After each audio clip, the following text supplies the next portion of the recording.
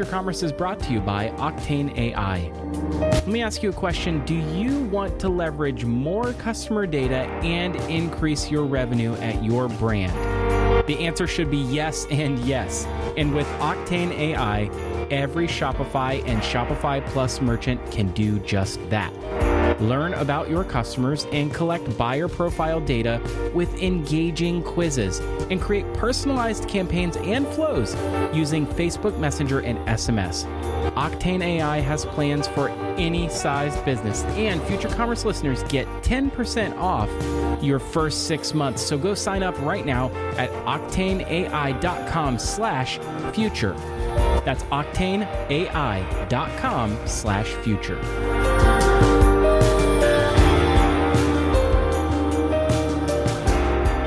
Hello and welcome to Future Commerce, the podcast about the next generation of commerce. I'm Philip. And I'm Brian. Resolutely. We are non-fungible. This is the first non-fungible podcast. NFP, baby. You could buy this, actually. There are multiple NFT marketplaces now. I don't know if you've been following this. Oh my all. gosh. Ooh, we haven't even scratched the surface about talking about NFTs at all on this show, and we're doing it now. There's an NFT marketplace called Rarible that I've been checking out recently, and it's crazy. it's pretty amazing. There's just like you can post NFT, like, because anyone can make NFTs. Right. You can just post non-fungible tokens, NFTs. Does anyone call them nifties? If not, that is a missed opportunity. Nifty. I want a nifty. I want to buy one of your nifties. It's gotta be a nifty. It's a nifty. I think you're old, Philip. Nifty is a word from the 50s. Yeah, the nifty 50s. I love it. Yeah. No, NFTs are everywhere, and it's just going to get bigger and bigger and bigger. It's going to be, what is that, like is it Tribbles? Trouble with Tribbles? Hey, there's a reference I get. There's the Star Trek episode, Trouble with Tribbles. I love that. My kids know that concept from what's it called? Teen Titans, maybe? Maybe. No, not Teen Titans. Feels like a thing they would have made something else. Yeah. So, we have covered NFTs briefly on our newsletter. Our Friday edition is called The Senses. And if you're not subscribed to The Senses, you can get it at futurecommerce.fm/subscribe. You would be caught up by now, but this is, I think, the first time that we're mentioning NFTs on the show. NFTs are basically a blockchain chain of trust, authenticated way of selling a canonical proof of ownership that you have the rights to buy, sell, own, or trade a digital asset. And it's being applied in a bunch of different ways. In fact, there's been a number. We mentioned a couple years ago, CryptoKitties. I don't know if you remember that, Brian. Mm-hmm. That came up on the show. And there's been a lot of art projects around NFTs, but the one that sort of caught the zeitgeist in January was NBA Top Shot. And NBA Top Shot is a digital trading card that sells moments from the NBA history, and they are created in the way that trading cards are created, where there's some level of scarcity for some moments, and so there's plenty. There's the opposite of whatever scarce. There's plentitude for for other moments, and then there's a marketplace for you to buy, sell, and trade these moments, these digital collectibles. They have done. The number keeps changing because they keep doing drops. The Top Shot total value to date was in the tens of millions. And in fact, there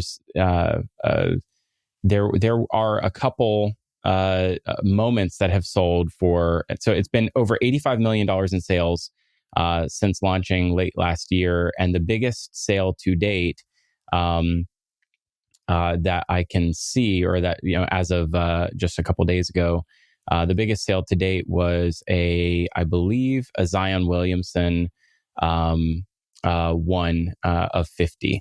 And so something that like it went for $100,000. It was sold in resale for $100,000. There is not a single one. So I bought a pack for $9 and I got 3 moments in the pack. And there is not a single one that is up for sale right now on the resale marketplace that's going for less than 150. I could turn all 3 of those for approximately $300 to $450 right now if I wanted to. It's crazy. But it's appreciating at such an insane rate that there's no reason to sell right now. And I think that therein is something really interesting. It's creating a lot of buzz in other NFT projects, like Hash Masks is another one, which is another digital art project. And even not Maynard. Who's the the guy from Linkin Park? The Linkin Park rapper. Yeah, you know who I'm talking about. I do, but I forget his name. Mike Shinoda. Yes, Mike Shinoda of Linkin Park is apparently releasing music as an NFT where you can own the song. You can buy and own the song, which makes a ton of sense. Like creating scarcity for art allows artists to retain more control, to provide real value. That's perhaps we will have another Michael Jackson someday, Philip, because we and that's Philip's whole thing is we'll never. That's an old callback.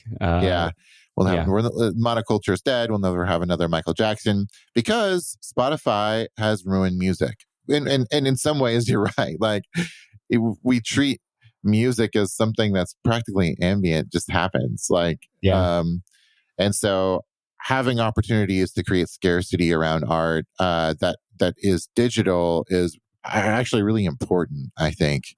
And then, that's not the only application for this. And we're in the hype cycle right now, and there'll probably be some sort of bust at some point. Maybe not, though. Like, this is such useful technology that, this initial fervor could spread. Like, what if the NFL or the MLB releases their version? It will happen. It will happen. It has to happen. And it's going to be worth a lot of money very quickly. As soon as the NFL releases theirs, I'm going to go buy some. Dapper Labs, which is the same firm behind CryptoKitties and NBA Top Shot, was just has already generated itself over $100 million in NFT sales. Most of that's from NBA. But as of last week, was raising $250 million at a $2 billion valuation.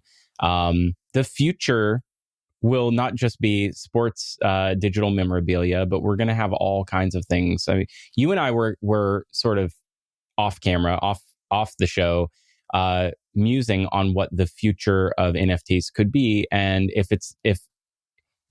meta art, right? If digital art and this can be, bought, sold, and traded, why not anything else that's meta or digital, including meta property and digital property? And that was, I thought, a really interesting application of how we can start to see the metaverse begin to operate more like a real estate market. Right. But effectively, and this is a really big deal too, because we talk about fractional ownership, and it's like one of the challenges right now with like the way that we do transactions in games and so on is like you're buying like accounts. So someone will go build something in Minecraft and then you go buy their account and you have access to it. And or there's other weird ways that we do transactions in digital spaces. And with this, I think what NFTs will allow for is for sort of shared ownership in a very like in a much easier to track way, a much more like transparent way. Because right now it sometimes feels like a little bit of a backdoor, like sort of economy. But and that was going to have those. The spice must flow, Brian. It's going to happen anyway. Like it's like I love that you worked in a Dune reference. That was good. It'll find a way to from the supplier to the consumer. It will.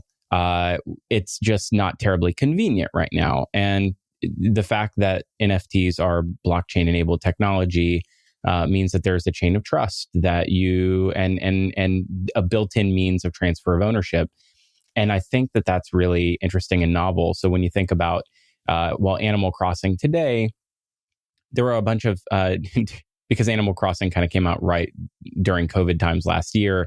There were a lot of people who found really interesting ways to hire people to go to certain islands to go get pears, and it's like they would pay real money to get people to do tasks for them, or to create certain just create more opportunities for them, like in their off time while they were sleeping. There was all kinds of ways that these like third-party marketplaces sort of cropped up that were just like Webflow shops with Airtable behind it. They're just like requesting people to do jobs for them. But think if Animal Crossing got some part of that value chain, what if they got something out of it? Because right now, Animal Crossing, Nintendo is missing out on all of that upside, right? There's a marketplace that's existing outside of their control. What I'm trying to say is that Nintendo will become a housing authority at some point. Absolutely. And will levy taxes and, meta taxes for meta properties in the metaverse. And that's what can be powered by this. But it won't look like taxes. Like it's going to look like something else. Like there's going to be some currency, and there'll be an inflation rate, and the inflation rate will be steady, and people will put their money into the game, and there's going to be a Federal Reserve out again. The Federal Bank of Animal Crossing. Exactly. Yeah, they're going to get less money out than they put in. Like it's this. Like this is the future. Like it's going to be currencies that per large corporation. So and there's insane, I mean, it is an insane valuation, and and what's really incredible is when you look at the bond market, and I know I only know what I've been told or what I've read. I have or what I've heard on the radio. I am in no way an expert to this sort of thing, but and I listen to the radio for me is Alexa. I asked her to play my radio my NPR local affiliate, but I'm old, so just give me a break. But whatever I hear is there's an interesting, thank you, Brian, there's an interesting anticipation of an economic rebound that could cause runaway inflation. And I think that there's, so they're trying to, there's folks who are,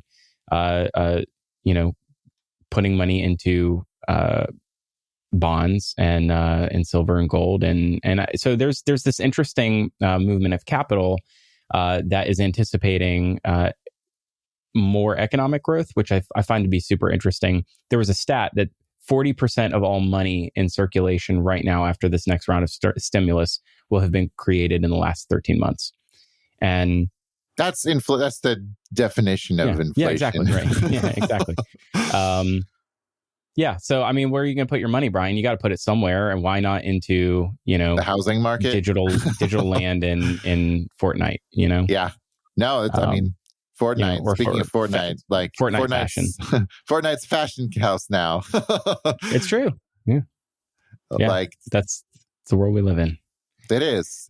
And this is why I wrote the recent article that I did. Experimentation is a smart place to invest. As companies, catching up is a lot harder than getting out in front and working backwards. And so not saying you shouldn't run the work back all the way to monetization, which sort of naturally lends itself to becoming part of the establishment. But being a constant experimenter and having parts of your business that are focused on experimenting will always produce at least a culture that is one that you're going to want to have at your business. A culture of experimentation, right? Yeah. And risk taking. It's venture capital, but everyone. But everyone's a venture capitalist now. That's what it everyone's a retailer, or everyone's a seller. Everyone's a venture capitalist. Everyone's a retailer. Yeah. Everyone's a board member. We're all. That's the modern economy. Packy McCormick, in his Not Boring newsletter, had a really great article that I think does a better job of characterizing the future of NFT. and sort of this idea of putting the power back in the hands of the creator. Art in particular has had an incredible surge during COVID times, mostly because art is like a non-correlated alternative asset class. So it doesn't really follow economic movement in the way that it appreciates in value. And we mentioned in our vision report at least one way of having fractional ownership of blue chip art, which is a platform called Masterworks. And so there's this really interesting mindset, especially around millennials who are trying to figure out how to create some sort of generational wealth, because boomers, had housing, cheap housing, affordable housing that, was a vehicle to help their children to have the beginnings of generational wealth going forward. What is that for millennials? Because I can't believe that it's, Zion Williamson's digital moment on NBA Top Shot, but hey, why not? This is why I'm the old guy. This is such a Gen Z, like that's how they create generational wealth. Like it's that's the new generation. I mean, it's almost like how boomers felt about sneakers and millennials. I feel like sneakers, but they should feel that way. That makes sense. Like sneakers are preposterous. As a person who collects sneakers, it's preposterous. It makes no sense. And nobody, mark my words, bring this back in a few years' time, nobody is going to look back and be like, his family's got old money. They come from a long line of people who collected crypto kitties. He got into crypto kitties money early. They got in early. Oh, gosh. Oh, man. He made a killing in hash masks. Oh, my gosh. He was early on hash masks. Oh, you know what's interesting about that, though? So here's something I was thinking about. Bitcoin. I own all of these things, by the way. Full disclosure. Someday. Bitcoin is that thing, though. No. You're right. But here's something really interesting about Bitcoin. It's a currency for the sake of a currency. Is that NFTs? That's all currency? No, but NFTs are a currency that are tied to something. Like we're tying them to something. It's tangible. Specific. It's a little more tangible. I would argue that Bitcoin is not a currency anymore. It's also a non-correlated value store, and it's digital gold. Sure, but yes. But my point in saying this is like there's stuff that has like nothing tied to it. It's just value for the sake of value. And then there are other things like NBA, Top Shop that are like tying value to something. Something, even if it's a digital something. This is incredible. And I think if you were to look at the entire landscape of all these things that are happening right now, what's actually happening is something we've been discussing for a long time, which is the path from creator to consumer is shorter than ever. Yes. Right? Your connection to an artist via NFT is disintermediating the traditional art world's way of bringing consumer and creator together, which required galleries and required agents, required brokers, right? And there was this whole means by which folks extrapolated value by being intermediaries. What this is the modern disintermediation of yet another area that is ripe for disruption. And the same thing is happening in fintech right now with folks who, like you and me, pay attention to a lot of movements and want to sort of speculate in certain areas of the marketplace. And they're not okay with putting their money or the bulk of their money into an autopilot Vanguard to manage it for them. They want to manage their own money. And so you see things like Alto IRA, which, full disclosure, I also read about on Not Boring. But you see these crop up, all of these technologies that are cropping up that allow folks to self-manage and have their own self-directed IRA without having to have a custodian in the middle that, helps, that just does nothing really other than sign paperwork and takes value away from the real manager, which is you, who wants to have more power. It's, again, disintermediating an industry that is ripe for digital disruption. And that's like, just if you take that to its very core, it's that direct to consumer is everywhere. That's what it is. Yeah. It's cutting out the Yep. middleman. And like, let's just talk about Disney because that's what every corporation will do, especially in entertainment. We're seeing it right now, but I believe that is going to be a theme of the 2020s. Will be more is direct to consumer everywhere, and very smart people have been saying that for some time. Why don't and then what we can do is we can take those self-managed IRAs, make them public, add NFTs to them, allow people to buy in certain portions of personal IRA investments, and then and tie themselves to like Elon Musk's investment strategies for his retirement. I see. Like EFTs for NFTs. Yep, exactly. You got it. Yeah. ETFs, I mean.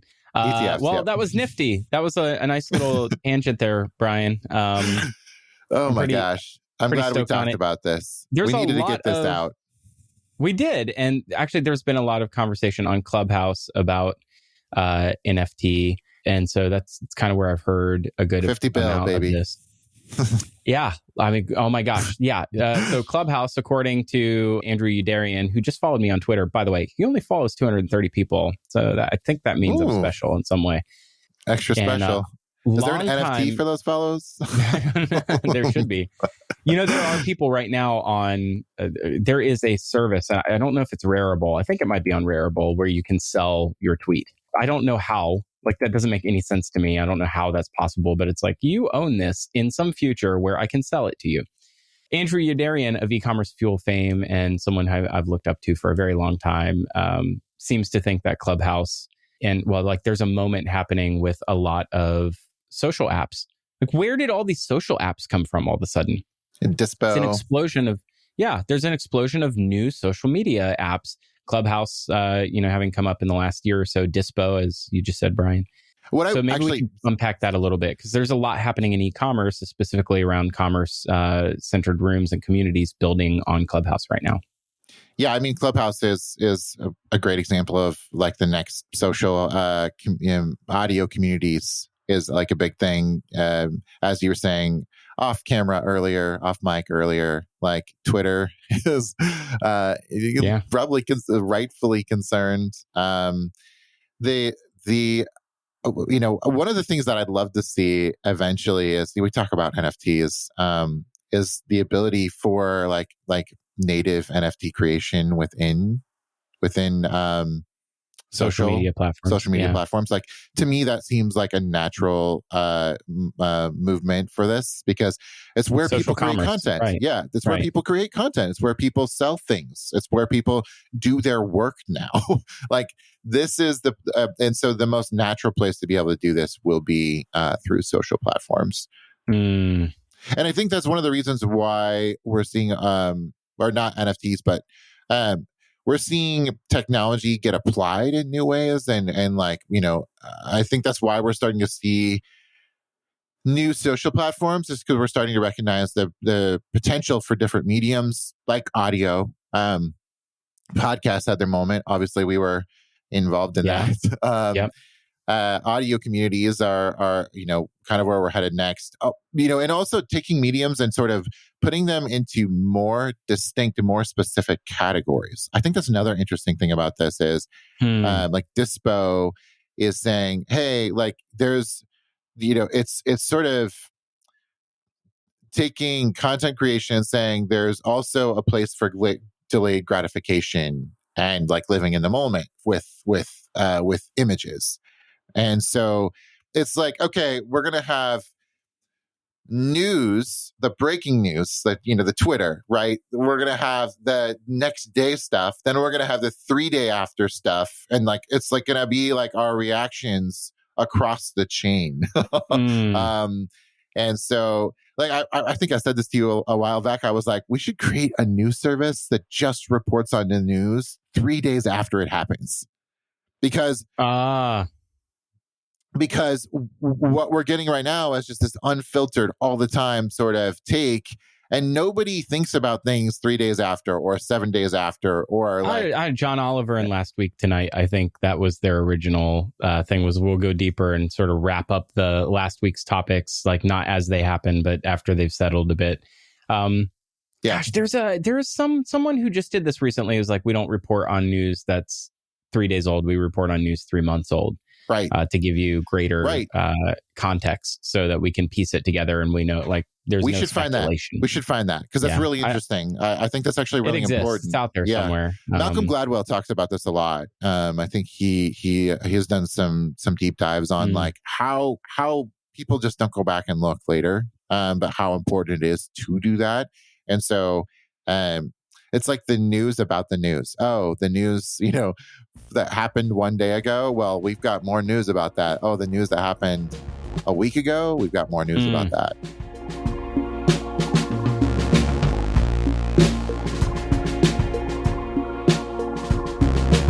Hey, Philip here to tell you about our newest sponsor, Octane AI. If you are on Shopify or Shopify Plus, and who isn't, am I right? Then you need what Octane AI has to offer. I am a huge fan of guided selling, and Octane AI has tools that allow you to get to know your customers on a deeper level and collect more buyer profile data. And what does that mean? Well, it means that you can use things like shop quizzes, Facebook Messenger, SMS, and opt-in tools to allow you to engage your customer more personally so you can get on their level. More personalized campaigns and flows across all channel means more ROI. And that ROI that is driven from Octane AI is usable in other platforms with their integrations to other tools you're already using. Brands have already seen incredible results, up to 16x increase in email signups and a 28% increase in AOV. That's average order value, money in your pocket. What are you waiting for? Octane AI has plans for any sized business. Future Commerce listeners get 20% off the first 6 months when you sign up. So why don't you sign up today? Go to octaneai.com/future. Once again, that's octaneai.com/future and tell them Philip sent you.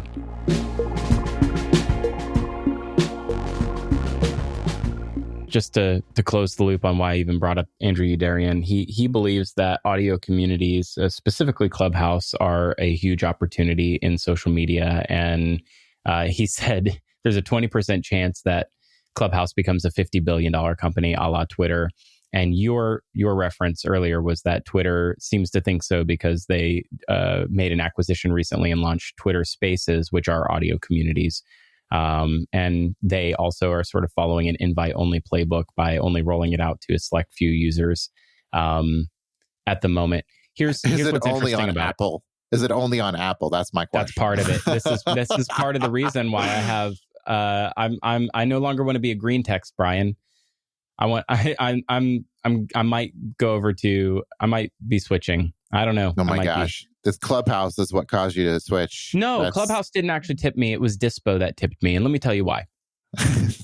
Dispo, I got an invite to Dispo, and I've been using Dispo and Clubhouse on my iPad, which is not even a year old. It's a great iPad. Love it. Here's what's interesting about Dispo. It feels like old Instagram, where it feels less polished because you can't actually see the picture you just took. So it's building in a number of things. One is delayed gratification. So there's always a reason to come back so that you can see the pictures that you took. And so that's an interesting concept in and of itself that literally anybody can replicate, right? Like there's no reason for you to not see the picture that you just took. And it looks like an old, Polaroid or like viewfinder. And they have that sort of old Instamatic camera filter applied to them. Instant classics. It is. But you don't get the photos until 9 a.m. the next morning. They're developing, right? Right. Here's what's novel about it. From a community building perspective, you can create shared albums with your friends on Dispo that people can post pictures into. So already, DTC and CPG people that I follow on on Dispo that I've found. They're my Twitter friends, and they're all creating like really interesting and cool albums to share with each other. Mm-hmm. One is like CPG WTF, which I think Magdalena Calla or Chris Cantino might have started. And it's just pictures of like products that just should not exist. Like Dunkin' Donuts flavored, like Cheerios or Dunkin' something Donuts, like that. Like anything? Cereal. Exactly. Right.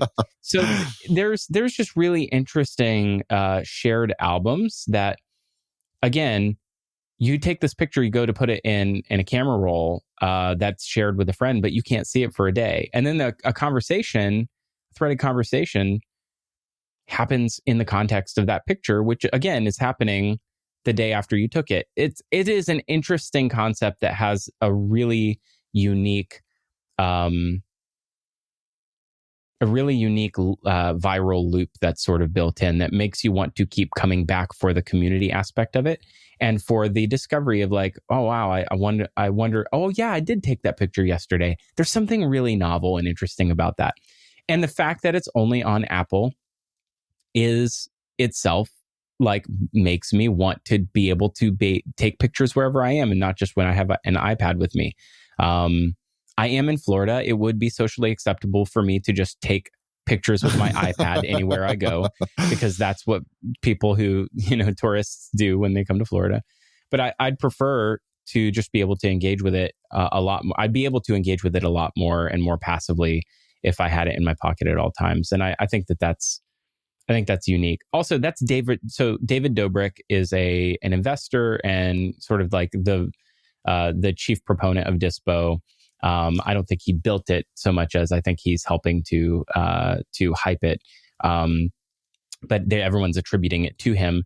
He's a master of the viral stunt, and this is yet another thing of brands as performance art. Well, it's like it's a stunt unto itself, but it's more than that. It's sort of the casing for all the things that he does. Like, it makes sense. He's true. Actually a really good person to be the face of it, because it sort of represents like the opportunity to have like real life moments that are engaging and interesting. I do wonder like how many pictures end up being like, I don't know if you're old enough to remember this, and so am I somehow.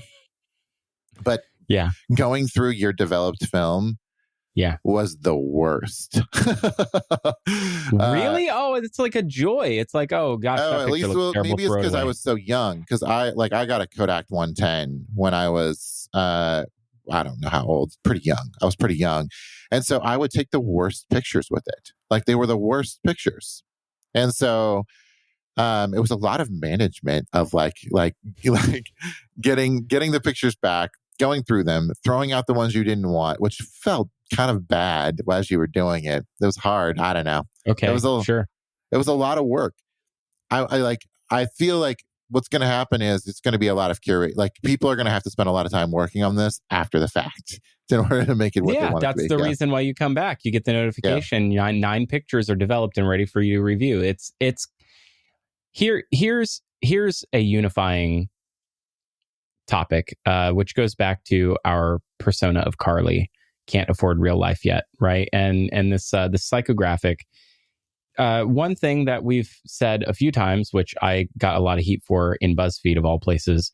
I made this tweet about what powers this sort of like nostalgia for things that Carly never encountered. Ostensibly, it's like Friends and The Office. It's things that are easily consumable now, but are from an era that they never really lived through, right? Like they may have experienced it tangentially, but it was really probably their parents' generation, right? Gen Z's parents' generation that really experienced the early 90s. And but you look at this sort of anemoia, which is this like nostalgia for a time you never lived in. That's really the heart of what Dispo is, is recreating that experience for a new generation of all these things that apparently you found annoying, I find to be sort of charming. But it's if just take anything that millennials experienced and took for granted, and then made into a hellscape on Facebook, Instagram, and Twitter, and you can pretty much guarantee that Gen Z will buy up and slurp up anything that is the literal polar opposite of it, because that's effectively like Dispo is the opposite of Instagram. It's delayed gratification, right? Well, and actually, it's interesting. It gets back to imperfection, right? It's right. It's not me projecting to you my perfection. It's me sharing with you and us collaborating together to build something that is inherently imperfect. That is the definition of the Carly psychographic. And so it's like, of course, this will be a thing. This makes perfect sense. Right. Go ahead. Sorry. Well, no, and I think it also gets back to something we talked about at the beginning of 2020, which was boundaries. Like, we're looking for for things that provide us with like functions that we can step into, like that are not unlimited, because the world feels unlimited right now, and the people that are going to like sort of provide those guidelines are going to be the ones that make the money, because everything's so unlimited 100%. that we have to find ways of like containing ourselves. This is why I only use one computer screen. I do not use two screens, because it's like I find myself spreading out too much. I limit myself to a single screen because I need it and I want it, and I want to have the discipline to work within it. And so as we see these, that's what I talked about a minute ago when I talked about social apps creating specificity. We need sort of boundaries and places to live where we understand the reason they exist, and like how to work with them, and like what they're for and what they're not for. And there's unwritten rules of the internet for certain things, but I think as we see more of these social apps appear, there's going to be very specific reasons for using them the way that they're used. There's another thing that's happening on Clubhouse that is really, I don't know, it feels like an incredible avenue to groom more content creators, because they're constantly immersed in and being exposed to people who are generating communal content. It's one thing to listen to a podcast and then go create a podcast that is emulating like other podcasts you've listened to, which now 7 or 8 years later of me creating my first podcast, we've kind of found our own voice. But early on, I was trying to be Kevin Rose and Alex Albrecht and Indignation, right? And I was emulating this, the screensavers and Buzz Out Loud and the shows I used to listen to, the old tech, early aughts podcasts. And you don't really need that. And like, that's not how content is going to be created in the future. That's not how content creators are being made. It's not that they're being inspired and then going and making a something that comes from the inspiration. The inspiration is we're all collaborating together in real time to create this content, and they're finding their voice collaboratively. And so it's you don't have this delayed feedback loop of, did people resonate with this thing that I did? Oh, people paid attention to that, but not this. It's happening in real time with 500 people in attendance, and anyone can jump in Clubhouse, and that means you get instant feedback as to whether what you said was useful or not. It also means that there are new rules and new social norms that are being developed in these platforms in the way that we share common space in the digital realm. And like that, those boundaries, to your point, Brian, like those boundaries that are being created they're being created because of limitations of the platform. There was a thing I saw Kat Cole do in a Clubhouse recently, and she had said, if you have a question, raise your hand, because you can raise your hand on Clubhouse. If you have a question, raise your hand, and when you raise your hand, put your question into your bio. and then I'll go look in your bio. I'll read your question. And then if it, I'll call you up to the stage when it's time, if the question, sort of makes sense. And I think that whole rigmarole like could be avoided if there was some other feature wherein you could just submit questions to the moderator. But this is actually kind of a beautiful workaround because it causes people to have to learn an etiquette for a new means of like a new social dynamic. Where else in the world can you have 500 people simultaneously potentially speak together? This is the new digital commons. And this is the new Robert's Rules of Order. Like this is exactly. We're gonna need that for the internet and actually maybe every social app has it's an instruction booklet that comes with it. Or should come with it. It's amazing. And think about that, not just the creators that are being inspired right now, but it used to be you would go to USC or UCLA or MIT or Harvard, and like your dorm mate would be the person who's gonna you're gonna go into business with, and that doesn't have to. It's like that's all like physical proximity and location based, and it was dependent on place, and we are post place, like the future.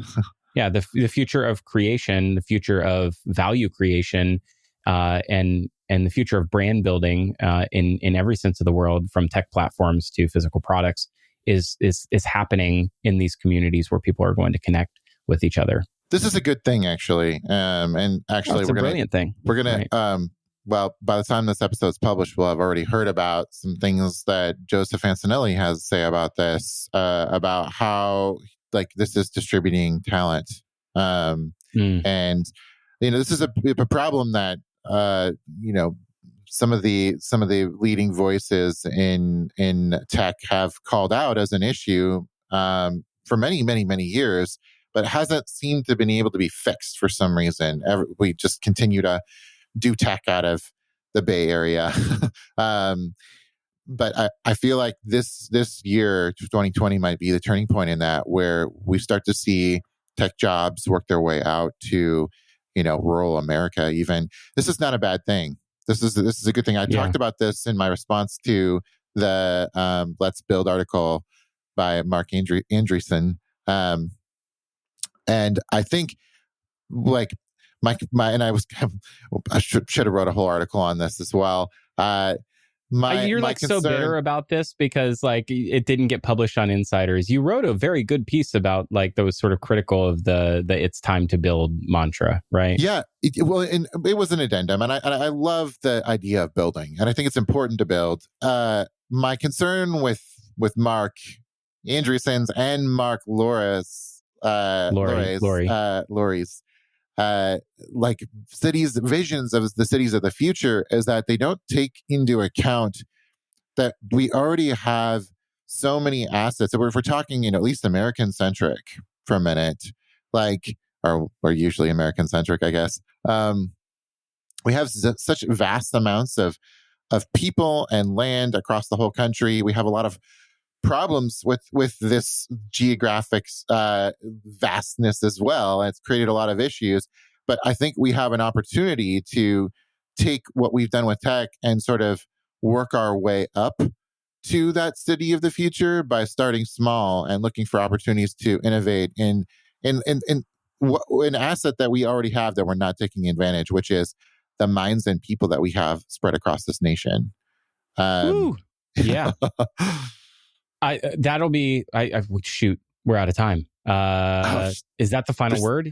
Just so many more things that I want to say. I'm sure there is. But we do need to wrap, unfortunately. I love it. Well, thanks for listening to Future Commerce. If you want more of this, you can get it in your inbox twice a week. We have a newsletter that comes out every Tuesday and every Friday, as well as 2 different podcasts. One is called Stairway to CEO, hosted by none other than Lee Green. She's amazing and gets into the backstory of some founders of popular brands, especially those in direct-to-consumer, ones that you probably know and love. And you can go get that at futurecommerce.fm/stairway to CEO. You can also subscribe wherever podcasts are found to the Future Commerce Podcast, which is the one you're listening to right now. And subscribing helps. If you want to support the show, go give us a like or a 5-star or It takes literally no time at all just to say, hey, I love your show. And go put that on iTunes.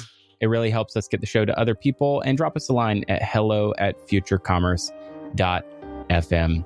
Hey, that's it. Thanks for listening, and we'll see you next week.